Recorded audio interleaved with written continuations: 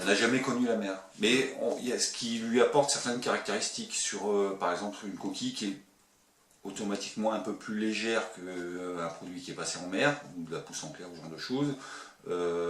Par contre, pour le client, c'est bénéfique, on va dire, dans le sens où il n'achète pas de la coquille, il achète de la chair. Donc c'est pour ça que la commercialisation doit se faire sur des numéros 4, 3, on va dire maximum. Chaque éleveur qui, en fonction de son site, en fonction de ce qu'il voit, etc., va travailler. Le but du jeu, c'est arriver, c'est pour ça qu'on est passé par le référentiel destiné Poitou-Charentes, un produit qui correspond à ce qu'on nous demande dans le référentiel. C'est-à-dire une huître avec un taux de chair minimum de 12, avec du coffrage, un goût boisé, etc., etc. Mais une huître qui est faite chez Benjamin ou qui est faite chez moi, on va trouver une trame commune, mais on n'aura pas systématiquement le même goût.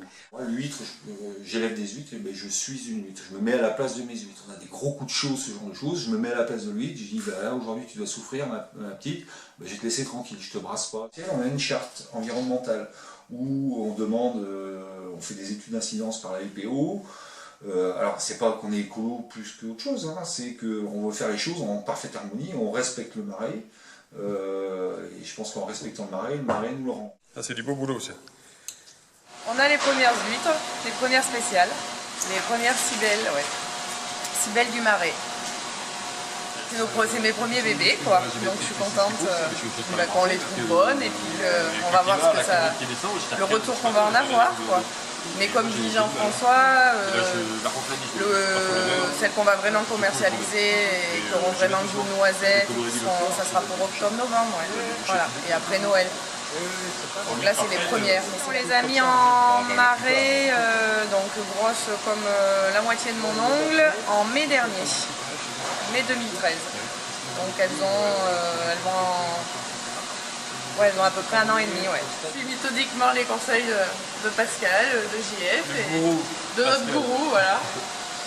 Le Pacha, le gourou, comme on veut. On discute entre nous et puis voilà, et puis je suis le processus qu'on a mis en place, le cahier des charges, à la lettre, et puis ben, voilà, ça fonctionne pour l'instant. Et secouer toutes les lanternes une à 2 fois par semaine, donc bon ben voilà quoi, tu les manipules très régulièrement. Puis les boissons, hein, les boissons, il faut monter. Non, c'est quand même assez physique. Donc, et en fait, il faut qu'à la main, on reproduise ce que fait la mer, ce que fait la vague, les vagues, la houle, quand on est à la côte, pour casser la dentelle et qu'elle ait une pousse qui soit régulière. Sinon, en marais, vu qu'il n'y a pas du tout, elle n'est pas du tout brassée, l'huître, elle pousse complètement de manière anarchique. Donc, pour qu'elle pousse de manière bien ronde et qu'elle soit bien belle, bien coffrée, il faut la manipuler vraiment très régulièrement. Il parle comme s'il le faisait vraiment. Alors que c'est sa femme qui le fait. Non, c'est vrai? Oui, c'est vrai. Pas tout le temps. L'autre fois, il l'a fait, il m'a fait « Ouh, bah va falloir les dédoubler là, parce que c'est lourd. Hein. » Bah oui, attends. On a le gras du marais, et puis en plus on a le lait qui est en train d'arriver là, donc on a un tout petit peu de lait qui est en train d'être 10% de lait sur la chair totale. Et le mélange des deux, c'est comme la pleine mer, là, c'est le meilleur moment. Il y a 2 périodes pour manger les huîtres où on est au top. C'est mars-avril et octobre-novembre. Là, on est au taquet, au niveau des saveurs. Là, c'est les 2 pointes les plus savoureuses de l'année, au niveau des huîtres. Après, il y a le lait l'été pour ceux qui aiment. Et puis après, mais quand le lait et le gras se mélangent, là, c'est une petite partie. Elles sont charnues, elles ont un petit goût de noisette sucrée et elles ont surtout une grande longueur en bouche. Tu vas garder le goût en bouche pendant au moins une vingtaine de minutes. Tu te souviendras d'avoir mangé des huîtres. Des vraies huîtres. Ouais.